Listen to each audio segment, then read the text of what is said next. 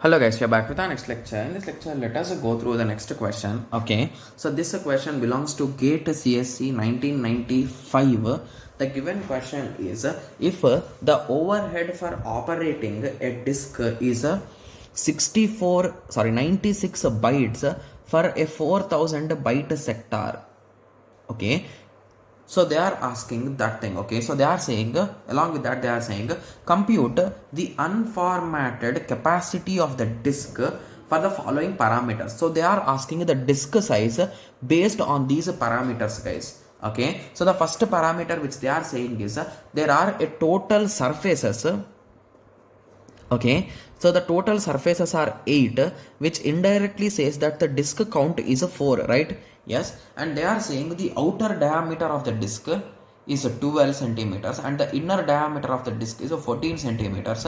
The inner track spacing is 0.01 mm and the number of sectors per track is 20. Okay, and based on all these parameters, they are asking what will be the size of our particular, what will be the total size of this particular 8 surfaces, right?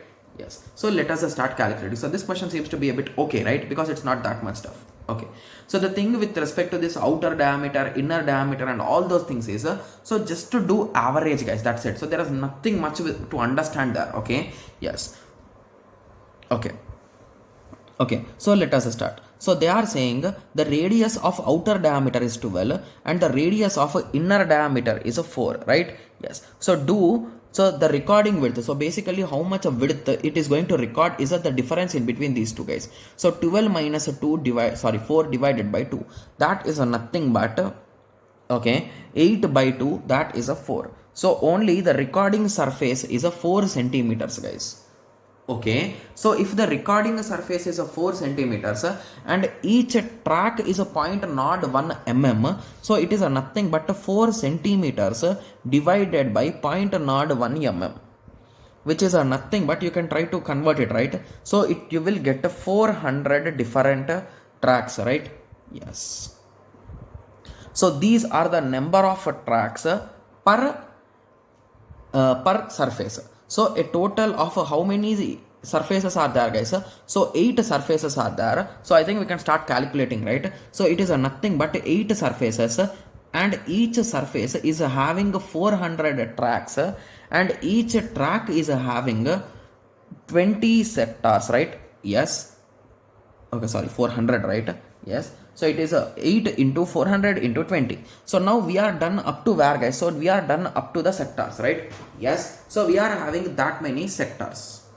Sorry, that many sectors per track. So this is the number of surfaces. This is the number of tracks.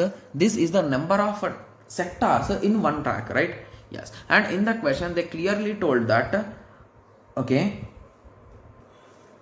and here per sector we are having 4000 bytes, so it is into 4000. So what will be the final answer? So let us calculate it. Okay, so can we take something out, guys? So everything is in terms of hundreds, right? Yes. So let us calculate 400 into 20 into 4000 into 8. So the final result is 256 1 2 3 4 5 6. Okay, so I think this we can directly write it in terms of MB or KB. So did he specify anything? No, right? So this is the exact value in bytes, guys. So for easy understanding, let us assume 10 power 3 as one parameter. So this, if we remove this, it becomes KB. If we remove this, it becomes MB. So the final answer for this will be 256 MB, right? So the size of the whole surfaces is 256 MB. Okay, so now continuing with the next part of the question. So this is the second part of the question. So the second part of the question says that the disk is rotating at 360 rpm. So it is a nothing but 360 rotations in 1 minute. That is a nothing but 360 rotations in 60 seconds. So one rotation in 60 divided by 360 seconds, that is a nothing but one rotation in 1/6 of a second, right? Yes. So now we calculated how much time does a single rotation takes, right?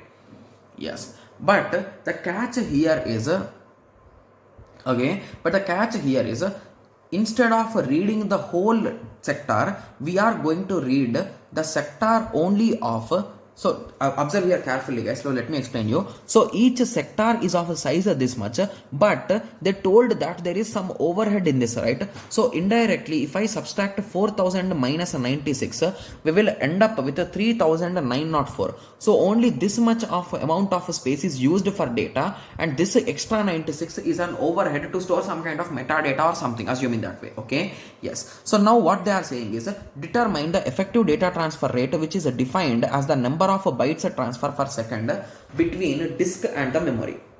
Okay, so let us try to analyze guys. So basically per track we are having 20 of these sectors. Okay, so let us start guys. Okay, so it is nothing but 20 sectors. So how much data is stored in one track guys?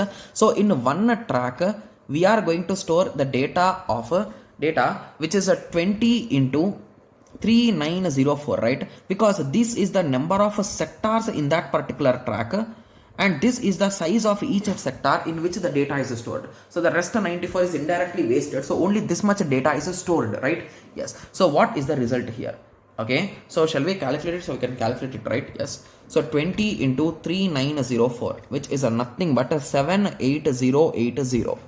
Okay, so this much amount of data is stored in one single track.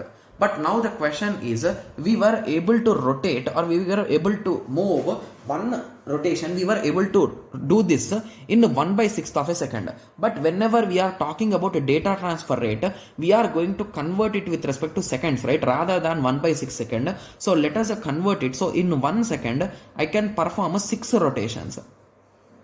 Okay, so if I can perform 6 rotations in 1 second, how much data I can read guys indirectly? So this value into 6. So this much amount of data I can read in 1 second. So in 1 second I can read this much amount of data in bytes. So what is the nearest value? So it is a 468.48 KB. In 1 second I can read. So this is what they asked, right? They asked the they asked the rate of data transfer, right? Yes. So this is the answer for that. Got it? Yes. So this is a quite interesting question. The only reason why I discuss these type of subjective questions is because in examination we are indirectly forced to solve in this type of approach only, right? We are not going to guess from options, right? Yes. So that is the reason why solving these questions will give you more clarity on the concepts, right? Yes. So this concept with respect to inner and outer is never asked, guys. This is the first time and the last time they asked about this inner and outer concept. So anyway, please try to remember this particular formula and you can directly calculate from it, guys. Okay. Yes. So now I hope everyone got a clear idea with respect to this question, right? Yes. So in the next lecture, let us continue with the next question. Okay. Yes. So let us meet in the next lecture. Thank you. Thanks for watching. Like, share and subscribe for more awesome videos like this. Thank you.